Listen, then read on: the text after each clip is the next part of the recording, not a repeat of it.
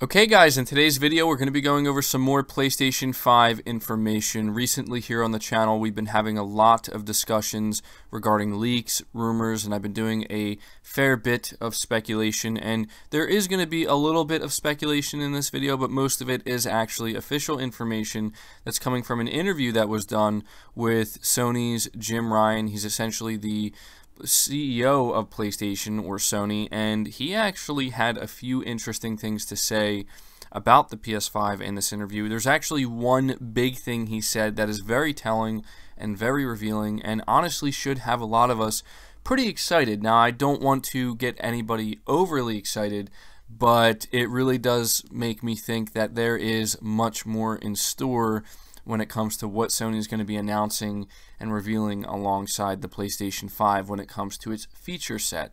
So before getting into that, I want to ask for anybody listening, if you think you're going to enjoy the video or if you do enjoy my content, be sure to hit the like button. It really helps the video out way more than you know, and it's the easiest way for me, for you guys to let me know that you are enjoying the content. So be sure to hit that like button and hit the subscribe button as well if you haven't already done that. But starting here with Jim Ryan's interview, says apparently that the PS5's most unique elements and biggest changes have yet to be announced. So it says, despite the fact that we haven't actually seen the console, we know a decent amount about the PlayStation 5. Sony has already shared information on a number of features, including hardware-based ray tracing, 3D audio, and the console's ultra-high-speed SSD. But how much don't we know about the next-gen system? According to Sony Interactive Entertainment CEO Jim Ryan, there's much more to learn. In an interview with Business Insider, as translated by Gamatsu, Ryan talks up a PS5 and what it's capable of without giving too much away. However, he also teases unique elements and bigger differences that Sony isn't ready to reveal yet. There are still more unique elements for the PlayStation 5 to come that separate it from previous consoles. The bigger differences have yet to be announced, says Ryan. So this is probably the most important thing that was said during this interview, or the most, I guess we could say, the thing that people are going to care about most, because he's clearly letting us know very subtly, and obviously he's not going to reveal it here in the interview itself, but he's subtly letting us know that, look, there's going to be more features. There's going to be some interesting features, and I'm mentioning this because something I've actually seen come up, a criticism I've seen a few people bring up, is how Sony, during CES, when they showed off the PlayStation 5 logo, they also reconfirmed all of the features that we already knew about regarding the PlayStation 5 and didn't announce any new features. And some people were saying that this is kind of a bad thing. It's a sign that they're not going to have anything else to reveal, and that these are essentially all the features that the console is going to offer. And I've even seen some people saying that Xbox already has more than half of these features on offer, and that just makes it even less exciting. And so here we have Jim Ryan saying that some of the more unique differences and bigger differences are going to be revealed alongside the official PlayStation 5 reveal that will probably be happening sometime next month, if I had to assume. As to what those features could be, it's hard to say. Honestly, one of the things that I want to happen, and one of the features that stands out in my head, is the announcement of full backwards compatibility with every generation of PlayStation console. Now, obviously, that wouldn't be considered a unique feature in terms of it going up against the Xbox Series X, because we already know that that is something the Series X is going to offer, but he could certainly be talking about the PlayStation 4, differentiating this console from the PlayStation 4. That's, believe it or not, that in a way that's Sony going to have to or needing to compete with themselves, right? It's going to be really important for them to find ways to let customers know, hey, this is the difference between the PS5 and the PS4, and here's some of the unique features that the PS5 is going to offer that the PS4 simply won't. And backwards compatibility is already going to be one of them, because it'll be backwards compatible with the PS4, but if it goes beyond that, it's really going to be a big deal, and I certainly would look at that as a unique feature that the PS5 offers that the PS4 doesn't. As to what other features there could be, I honestly don't know.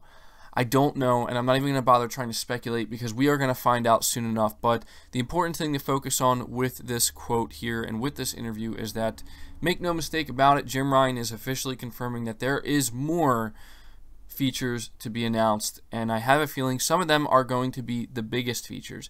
Here's the important thing you need to pay attention to, and the last thing I'm going to say in regards to this one specific quote.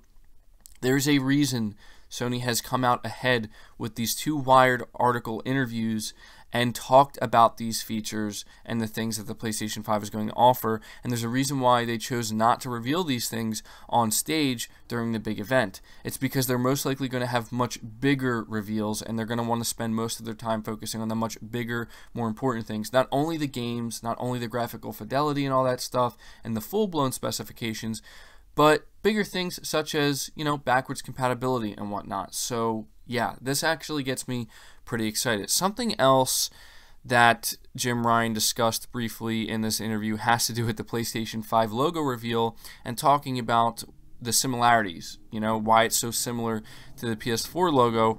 And he pretty much explained that it is important to give off a sense of consistency for products within the PlayStation brand. It is a must for anyone who sees the logo to immediately and positively think that's PlayStation. Ryan also suggested that as PS4 will remain relevant long after the PS5's release, it's important for all players to feel like they're a part of the same community, irrespective of which system they're playing on. There are over 100 million PlayStation 4 owners. There is a community there, he added. We have an obligation to keep them happy, interested, and absorbed in PlayStation. So I thought this was a little bit interesting as well, because obviously Sony is trying to go with that consistency with the PlayStation 5 logo. Again, if it's not broke, don't fix it. That's the mentality behind it, in my opinion. It's also a logo and a naming convention that you simply can't mix up. You just cannot. It's literally impossible to mix it up. It's as simple and clear cut as it gets. So for as funny as it may be, right, that it looks like all somebody did was get paid to change a 4 to a 5, it's actually extremely effective, and it's a very good way of going about things, I'd say. But he also talks about the PlayStation 4 and how they have an obligation to those customers, and this is where we discussed the other day in my video why Sony is still putting such a heavy emphasis on the PS4, because there are over 100 million people who own this console, and that's a big deal. The truth of the matter is, and Sony is well aware of this, not everybody who owns a PS4 is going to be buying a PS5 within the first month of release, or even the first couple months, or even the first year, and because of that, they're going to have to keep these people fully engaged on the PS4 until they are ready to upgrade, and that's just the nature of how these things work. But it's more important now than ever. Right, so that's something they're going to be doing. They obviously have a big year with 2020 with the PS4. It really makes me wonder how many cross-gen games Sony plans to have at launch from their exclusive lineup with the PS5. I assume any game that's going to feature multiplayer will most likely be cross-gen, or at least any game that has a heavy emphasis on multiplayer, towards anything that's maybe single-player or story-driven or more towards that side of the coin. They're probably going to try to make that exclusive to just the PS5. Although I don't know. I'm just assuming here. Again, I'm speculating.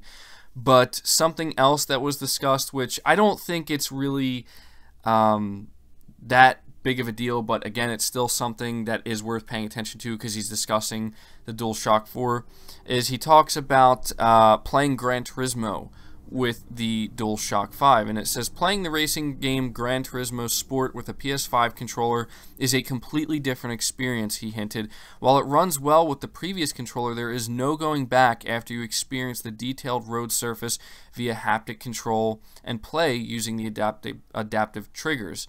So this is not the first time that Polyphony Digital Simulation Racer has been mentioned in conjunction with the PS5, as Wired previously revealed that it had sampled the title on Sony's new-gen system.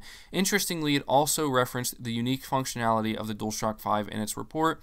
Driving on the border between the track and the dirt, I could feel both surfaces, it wrote. Doing the same thing on the same track using a DualShock 4 on PS4, that sensation disappeared entirely. So even though this, again, isn't a big thing, it's kind of a reiteration, it actually does get me a little bit excited to see what developers are going to do, and hopefully they fully utilize this haptic feedback that we're going to be able to experience within the DualShock 5, because, if everything people are saying here, when it's implemented properly, it sounds like it actually makes a pretty big difference in the way you feel that, right? Like in the different environments in the terrain, and I'm going to be excited to see how it feels, and More importantly, I'm going to be interested to see how developers take advantage of this. I hope this isn't something that only Sony first-party developers take advantage of. Obviously, they're going to have to push it the hardest first, but if people really like it, we could see more third-party developers implementing it in third-party games as well. And a few other things that were discussed here, I think two other things that some of you might be interested in, is they actually talked about the PlayStation 5 having a pretty heavy influence on Sony's TV lineup. Obviously, Sony does make TVs, and it just makes sense that this would be the case. It says, in attempts to make its range of televisions PS5 ready, Sony is going big with resolution and responsiveness to ensure players get the best experience possible. Certain TVs in its 2020 range will offer HDR with up to 8K resolution, 4K at 120 frames per second, and faster response times utilizing the latest HDMI input standard. The Z8H, Sony's new flagship display, will support 8K at 60 FPS or 4K at 120 FPS, but it sounds as though other TVs in the range will also be capable of similar performance, possibly via software updates later down the line.